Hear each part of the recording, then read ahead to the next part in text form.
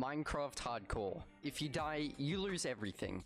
Today, I'm going to be attempting to survive 100 days in Minecraft Hardcore. Every Minecraft day is around 20 minutes, meaning I'm going to have to play Minecraft Hardcore for around 33 real life hours. One death and I could lose it all.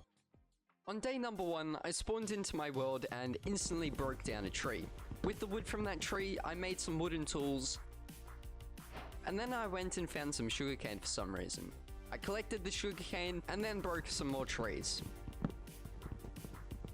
After that, I went and mined some stone and coal, upgraded my pickaxe, killed a few chickens for food, ate the chicken, and on the way trying to find an area for my base, I found a zombie spawner, which was pretty cool.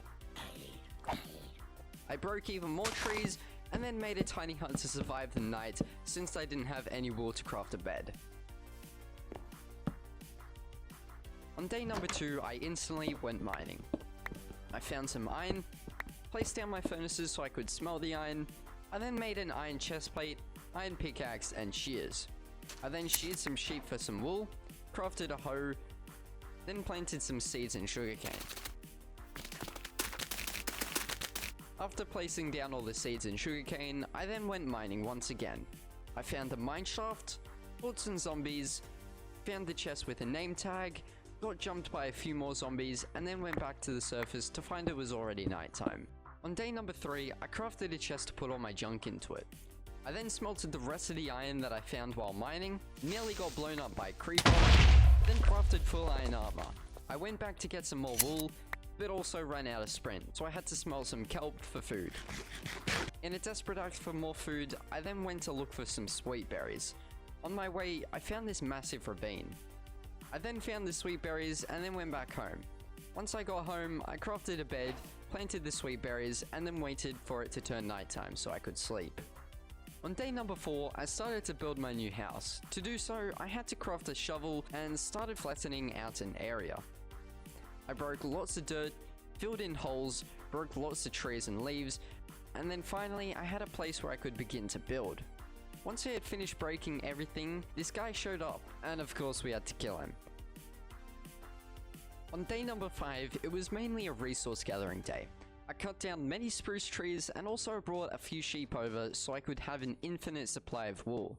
After capturing the sheep, I then began to build a place where I could temporarily move my things. For some reason, I thought building a tent would look cool, so that's exactly what I did. I didn't like the first design, so I decided to change it up a bit, but before I could change the design, it started to turn nighttime, so I went ahead and slept. On day 6, I built my new tent design. I bred the sheep once more, then I crafted a shield and then went mining once again, but this time for diamonds. I mined from day 6 to day 12. I'd been mining for around 10 minutes with no luck until this happened. Yeah, crazy. A few seconds later, my pickaxe broke, so I decided to make a diamond pickaxe, and then I continued mining diamonds. After my mining session, I ended up with around 50 diamonds. From day 13 to 16, I just went exploring. Over this time, I found some weird ocean monument thing. I nearly died, but did manage to find a few cool things. After my boat was taken over by a few drowns, I went to the area which my buried treasure was and found a few goodies. During my exploration, I was greeted by a shipwreck in the middle of an ocean, which sadly only had one chest. But not to worry, I found another shipwreck, but this time it had 2 chests. I went and found more buried treasure and got 2 diamonds from it. The next day, I went running once again, but I found something even better. I found a village. I also killed 2 endermen and got 2 ender pearls. I then crafted a hoe, destroyed all the hay bales, and also collected a few other crops, then went back home. On day 17, I prepared for the nether. I went back down to the mines and I found some obsidian. I mined up 10 obsidian, went back up to the surface, and made the nether portal. I crafted a flint and steel, and then lighted the portal. But this wasn't the time to go to the nether. I had to get better armor and weapons. So with my 50 diamonds, I crafted full diamond armor and a diamond sword. I was officially ready for the nether. On day 18, I decorated the nether portal a tiny bit and then went off to the nether.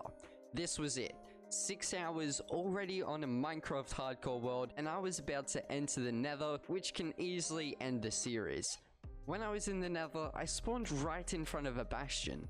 I entered it, but was very careful. I wasn't going to do anything stupid, as I could easily die.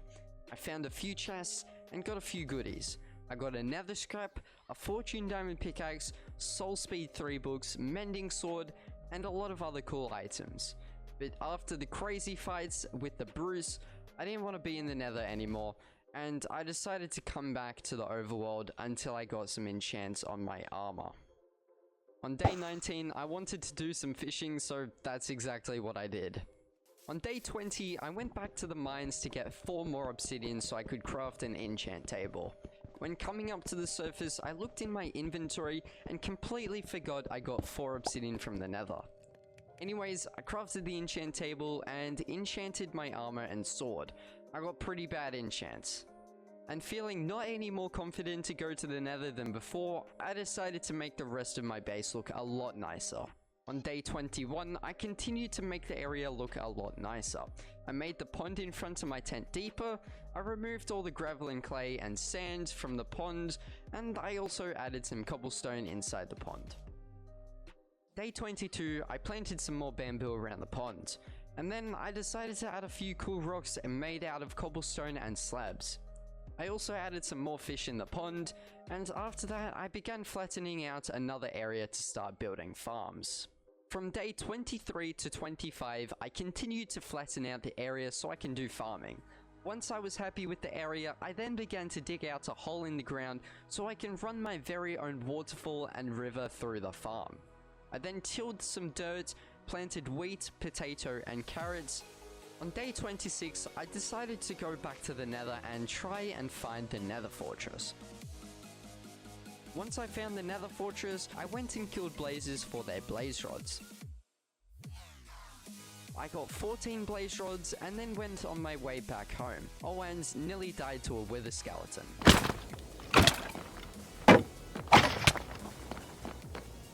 On day 27, I got back home from the Nether. I instantly started to prepare for the Ender Dragon battle. I bred the cows so I can get lots of leather for bookshelves, and I also started to gather materials for useful potions. But for potions that I was making, I needed nether warts. So off I went back to the Nether Fortress. And before I even found the nether warts, I killed a wither skeleton and got a wither skull. So now I only need 2 skulls until I can find the wither boss. On day 28, I was still in the Nether. I nearly died trying to get nether wart and soul sands, but now we can go back to the base and make the potions. I planted down nether warts in my farm area, and with the leftovers, I began to make my potions. Since we didn't have enough leather to do level 30 enchants, I decided to put off the Ender Dragon fight a little longer. I then went and made a new storage area, because 2 chests in a tent definitely wasn't going to be enough. Day 29, I continued to breed the cows and I moved all my items into the new storage area. On day 30 to 33, I mined lots of gold in the Nether and traded with piglins, mainly for ender pearls. On day 34, I crafted a bow and cleared out my inventory. On day 35, I went and looked for the stronghold. On my way, I found a shipwreck as well. On day 36, I continued exploring the stronghold and broke some more bookshelves to take home. On day 37, I mined some obsidian to craft an ender chest and then went off to the end. I killed the ender dragon, collected the dragon egg, and went off to try and find an elytra. From day 37 to 42, I was looking for an elytra, but finally I found an end city that had a ship, and I looted it straight away. I then destroyed the dragon head and decided to come back home. On day 43, I crafted another ender chest and 2 shulker boxes. I then crafted a bunch of bookshelves so I could do level 30 enchants. On day 44 to 48, I decided to go back to the Nether and hunted for 2 more wither skulls. This took a long time. On day 49, I crafted some more boots, did a level 30 enchant. I then went back to the Nether to get 3 more soul sand, and then came back up to the overworld and killed the wither. I broke some glass and crafted up a beacon. On day 50 to 54, I crafted up as many blocks as I could with my current ores. I then crafted another diamond pickaxe and enchanted it, and then went back mining for more ores. On day 54 to 57, I built an XP mob farm. This took way too long because I had to watch tutorials to build it.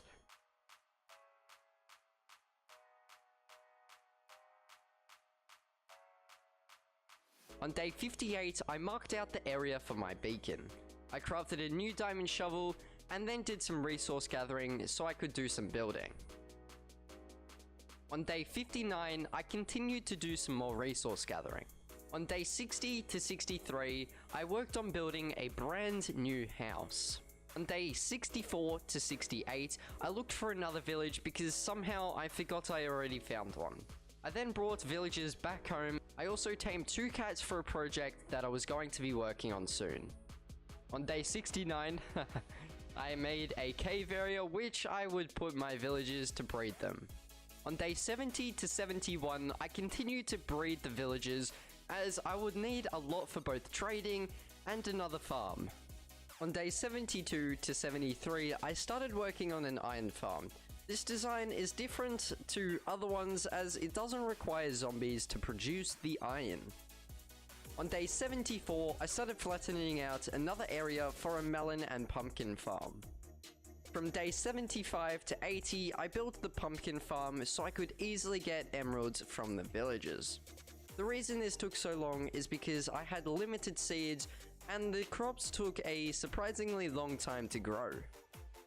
From day 81 to 84, I turned some of my villagers into farmers and then began trading so I could complete out my maxed beacon. I traded potatoes with the villagers and luckily both of them had a pumpkin and melon trade. On day 85, I completed the max beacon. On day 86, I crafted an anvil and made a max efficiency 5 diamond pickaxe and then found an area where I can mine. On day 87 to 92, I mined with Haste 2 with the beacon that I had made. With the Haste 2 beacon, I found quite a few diamonds. I had to repair my pickaxe quite a lot since I didn't have unbreaking, so I couldn't mine as much as I was hoping to. On day 93 to 94, I made a better axe and returned to trading with the villagers once again. On day 95, I increased the size of my melon and pumpkin farm a lot. I then burnt down a tree and then continued to expand the farm. On day 96 to 98, I farmed the pumpkin and melon farm a lot and traded with the villagers once again. I did so much trading that I made 5 stacks of emeralds. On day 99, I celebrated by having a look at everything that I had created in the world. And then I baked a very sweet cake for day 100. On day 100, it was the final day, and I ate the cake that I made the previous day. I think I deserved this cake. And that is it for today's video. If you guys did go on to enjoy, make sure to drop a like and subscribe. I spent a long time on this video, like over 40 hours on editing, recording, voiceovers, everything. So if you did enjoy, make sure to smash the like button. It will help out a ton. But anyways, I'll see you all in the next one. Peace.